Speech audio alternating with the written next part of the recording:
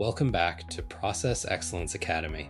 What if I told you that in most organizations, somewhere between 60 and 70% of all activity is waste? Not productive work, not value creation, waste. Lean gives us a precise framework for identifying exactly what that waste looks like, and it breaks down into 8 specific categories. Once you know these, you'll start seeing them everywhere.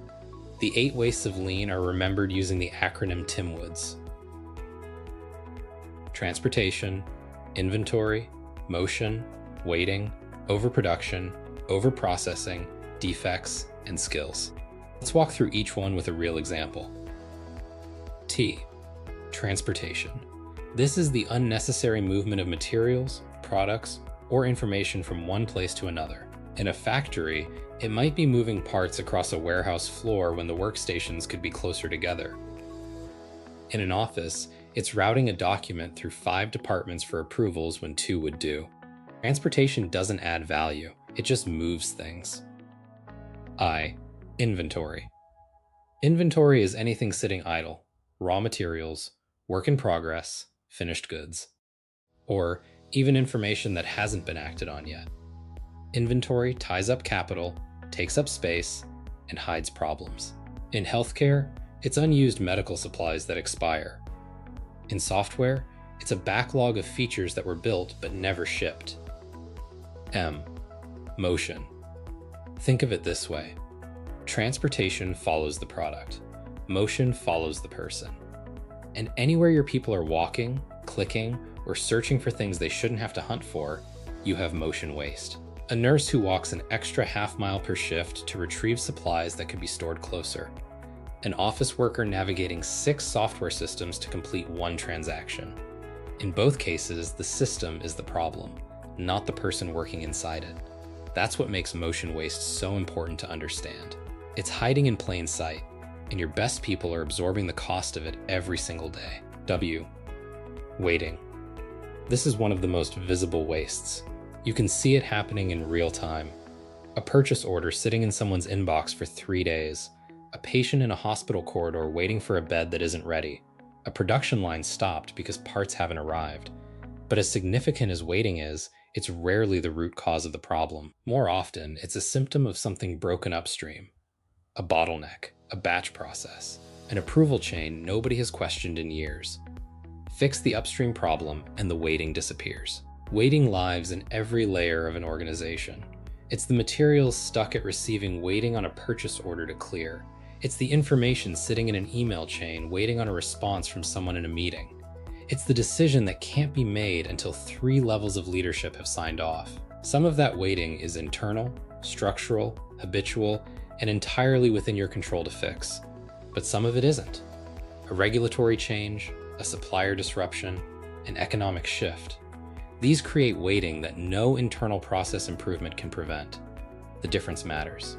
For internal waiting, Lean gives you the tools to eliminate it. For external waiting, the goal shifts. You build flexibility and buffers into your system so that when the outside world stalls you, your organization can absorb it without grinding to a halt. The organizations that struggle most aren't the ones who face external disruption. They're the ones who never distinguished between the waiting they own and the waiting they don't.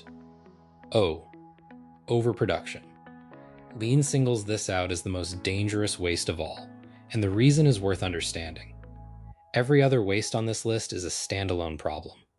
Overproduction is the waste that creates and amplifies all of them.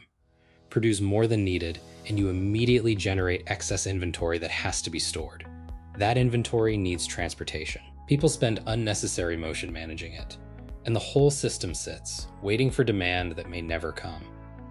Overproduction doesn't just sit alongside the other wastes, it feeds them, which is exactly why Lean targets it first. So, what does overproduction actually look like in practice? And what does it cost? It consumes materials and capacity that could have gone elsewhere.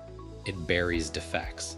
When you're producing in large batches, a quality problem can run undetected through thousands of units before anyone catches it. And perhaps most dangerously, it feels like productivity. A factory running at full capacity. A team shipping feature after feature. A report generated every Monday, whether anyone reads it or not. It looks like output, But if the customer didn't need it, didn't ask for it, or can't use it yet, it is an output. It's waste wearing the disguise of hard work. O, overprocessing. This is doing more work than the customer actually requires. Adding extra steps the customer doesn't value. A one-page internal update that gets reformatted into a branded presentation, reviewed by 3 managers, and converted into a PDF before being read once and filed away forever. Nobody asked for the presentation. Nobody requested the 3 reviews. Nobody needed the PDF. Those steps were added out of habit, out of hierarchy, or out of a desire to appear thorough. And that's what makes overprocessing so persistent in most organizations. It doesn't feel like waste. It feels like due diligence. But here's where it gets more nuanced. Sometimes these things are asked for. A senior leader requests a weekly status deck. A client wants a detailed progress report. The request is real, but the value it returns rarely justifies the time it consumes. And that time isn't free. Every hour your best people spend building a deck nobody will act on is an hour they aren't spending on work that actually moves the needle. Overprocessing doesn't just waste effort on the task itself, it quietly steals capacity from everything else. The customer, internal or external, simply needed the information. Everything built around it was extra. D. Defects. Defects are errors that require rework, repair, or disposal. They are extraordinarily expensive because you pay twice. Once to do the work, and again to fix it. Manufacturing faulty parts or service billing errors. Beyond cost, defects damage customer trust, which will have nothing but negative consequences for the longevity and success of your business.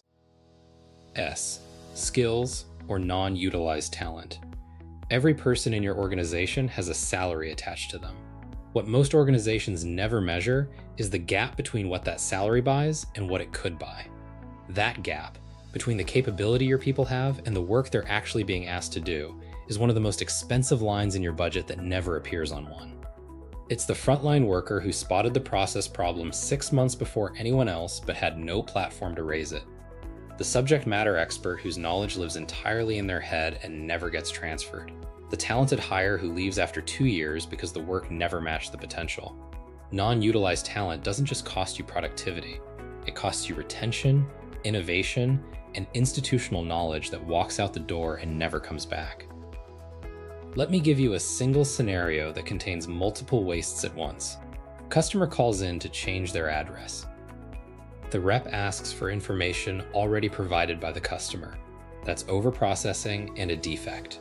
Rep navigates 4 screens to make updates. That's motion. The update is reviewed by the supervisor. That's waiting. The rep is a college-educated problem solver doing simple data entry work. That's non-utilized talent. 1 phone call, 5 wastes. This has become the norm across most organizations. Lean makes these wastes visible. Every one of these 8 wastes exists in AI-assisted processes too. AI doesn't remove waste, it accelerates it. Take transportation waste. It still happens when AI outputs get routed through unnecessary approval layers nobody simplified. Overproduction explodes when AI makes it effortless to generate reports and content nobody actually asked for. And non-utilized talent takes on a whole new meaning when your most experienced people spend their days reviewing AI output instead of applying their expertise. AI can generate waste at a scale and speed no human team ever could. A broken process run by people fails slowly. The same broken process run by AI fails at volume, around the clock, with complete consistency. Knowing how to identify and eliminate these wastes before AI enters the picture isn't optional anymore. It's the difference between AI being an accelerator and AI being a liability. Take the TIMWOODS acronym and walk through one process this week. Just identify it. Awareness is the first step. The next step is learning how to map this visually. In our next video, we will discuss exactly how to do value stream mapping so you're set up for success. If you're ready to go beyond awareness and actually eliminate waste across your organization, our team at 80 Group can make that happen. Link is in the description.